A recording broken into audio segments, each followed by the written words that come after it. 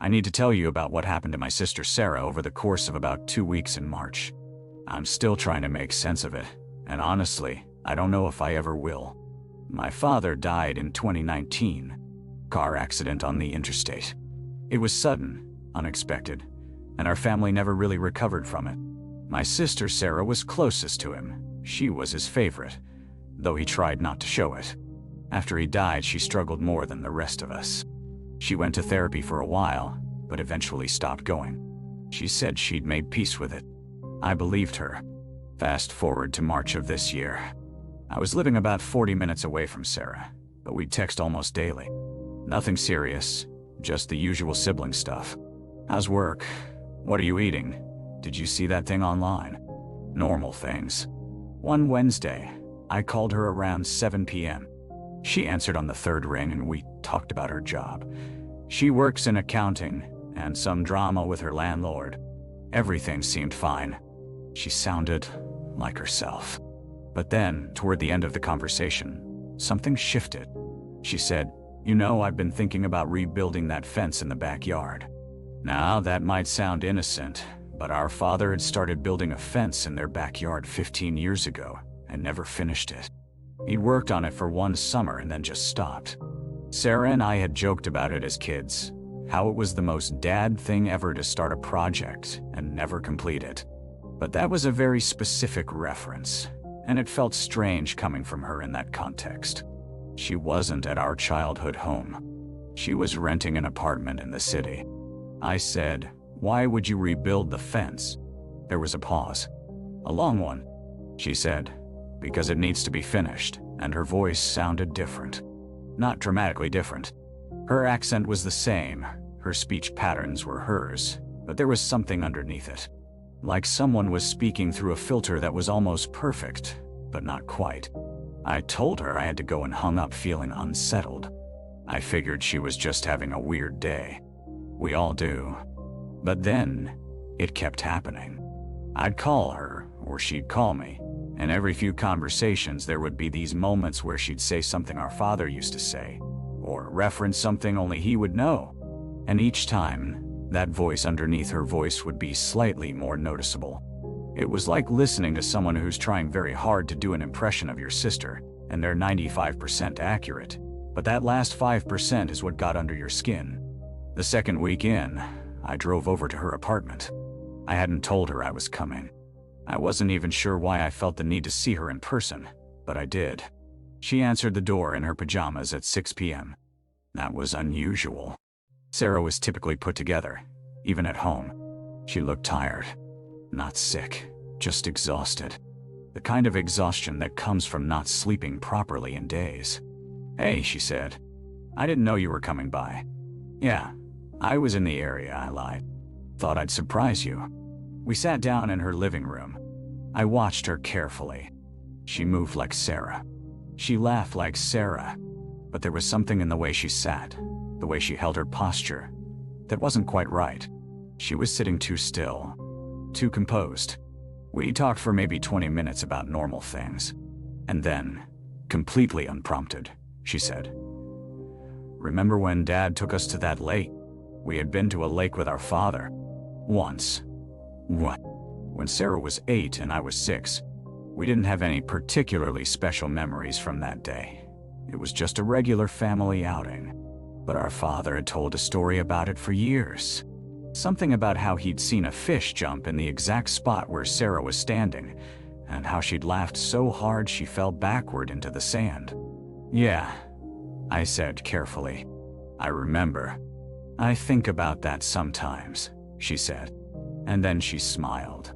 It was Sarah's smile, the one where her left dimple showed more than her right. But her eyes didn't change when she smiled. They didn't crinkle at the corners. They stayed flat and empty. I felt my stomach drop. "Sarah, I need to ask you something." "Okay," she said, tilting her head slightly. "Are you okay? Like, actually okay?" She didn't answer right away. She stared at me for what felt like a very long time. And in that moment, I was absolutely certain that whatever was behind her eyes was not my sister. Then she blinked, and her whole demeanor changed. She suddenly looked confused and exhausted. "Yeah," she said slowly. "I'm fine. Why? You just seem off lately, the things you've been saying when we talk." "I'm probably just stressed about work," she interrupted. "I've been pulling long hours." But she wouldn't meet my eyes when she said it. I stayed for another 20 minutes, but the conversation became increasingly difficult. She kept giving me these sideways glances, like she was studying my reactions. When I finally left, I sat in my car for 10 minutes before I could bring myself to drive home. I didn't call her for 3 days. I needed to think about what I'd seen, what I'd heard. I considered going to see a doctor, thought maybe I was having some kind of mental break. But it had felt too real, too specific. On the 4th day, she called me. "Hey," she said. She sounded normal. Completely normal. "Hey, how are you?" "Good. I wanted to apologize for how I've been lately." My heart rate picked up. "How do you mean?" "I don't know. I feel like I've been weird on the phone. I think I need to go back to therapy. Grieving Dad isn't something I've actually worked through, and I think it's been building up." She said it all in a rush, like she'd rehearsed it. And maybe she had. Maybe she was trying to convince me that everything was normal. Or maybe she was trying to convince herself. "Sarah, I'm going to call Dr. Morrison tomorrow and see if I can get back in," she continued, talking over me. "I think that would help." "Okay," I said, because what else could I say? "That's good." "I have to go," she said. "Talk later?" "Yeah, sure." She hung up before I could say anything else. I'm telling you this now because it's been almost 2 months since any of this happened, and I haven't actually verified that she did go back to therapy. Every time I try to ask her about it, she changes the subject. And every few weeks I'll be on the phone with her, and I'll hear it again. That subtle shift in her voice. That reference to our father that she shouldn't know. That moment where I become absolutely certain that I'm not talking to my sister. But when I press her on it, she denies it. She says I'm imagining things. And maybe I am. But I know what I heard. And I know what I saw when I looked into her eyes that night in her apartment. And I don't know what to do about it. I need to tell you what happened to my brother Marcus, because I keep thinking about the warning signs we missed. Not the obvious ones, the real ones that were happening right in front of us the whole time. It started on a Tuesday. I was home for dinner, which wasn't unusual, but Marcus had been acting different for a few weeks. Nothing dramatic. He was quieter than normal, which we all attributed to work stress. He'd recently gotten promoted at his accounting firm. Long hours, you know how it is. But that Tuesday, my mom asked him to pass the salt, and I noticed something. His eyes didn't move with the rest of his face. I'm not explaining that well. What I mean is, he turned his head to reach the salt shaker. His whole body rotated toward the table, but his eyes stayed fixed on the same spot for maybe half a second longer than they should have. It was like his eyes lagged behind his movement. And then they caught up. I watched him blink once, very deliberately, and then he handed my mom the salt. I didn't think much about it then. You don't, right? You see something small and your brain just files it away. But then Wednesday came, and I was thinking about that moment at dinner. I can't explain why it bothered me so much. I texted Marcus asking if he wanted to grab lunch. He said yes. We met at this place downtown, a sandwich shop we both liked.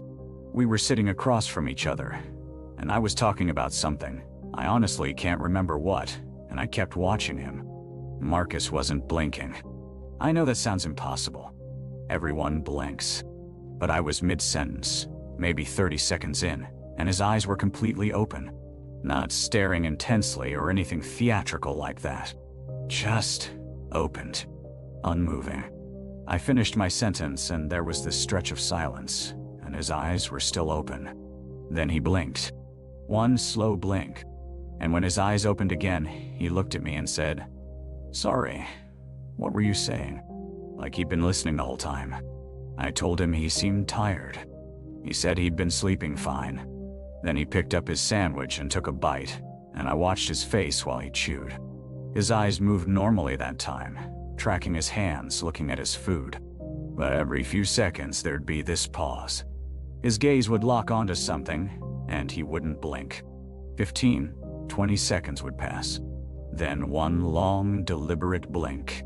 When I got home that night, I looked it up. Reduced blinking can indicate neurological problems, Parkinson's disease, certain medications, psychological disorders.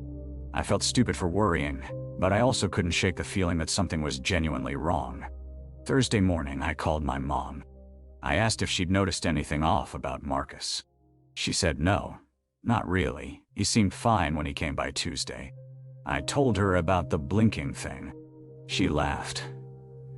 Not mean, just that kind of laugh where you're relieved it's something small and weird instead of something serious. She said sometimes people just don't blink when they're focused. She told me not to worry so much, but I knew what I'd seen. That afternoon, Marcus texted our whole family group, chat.atoy. He said he was feeling under the weather and was going to stay home for the rest of the week. He'd work from his apartment. I remember that message specifically because his typing was perfect. No typos, proper punctuation, exactly like how he always texted. Whatever was wrong with him, it wasn't affecting his cognition. I didn't see him Thursday or Friday. I wanted to drive over and check on him, but I convinced myself I was being paranoid. I'm not the type to show up at someone's door unannounced. I texted him on Friday asking if he needed anything. He said he was fine, just needed rest. Saturday morning, my mom called me. Her voice was different, smaller. She said Marcus was in the hospital. He'd collapsed at his apartment. His roommate found him on the kitchen floor around 11 p.m. on Friday night. He was conscious when the ambulance arrived, but something was wrong with his eyes. That's how my mom described it. Something is wrong with his eyes. I got to the hospital in about 20 minutes. Marcus was in a room on the 3rd floor, and when I walked in, I understood what my mom meant. He was lying in bed, and his eyes were open. Completely open. Not moving. Not blinking. The doctors said they'd done neurological tests, blood work, a CT scan. Everything was normal. They couldn't find anything physically wrong with him, but he wasn't blinking. I watched him for maybe 10 minutes. His eyes didn't move. They didn't track when nurses walked past.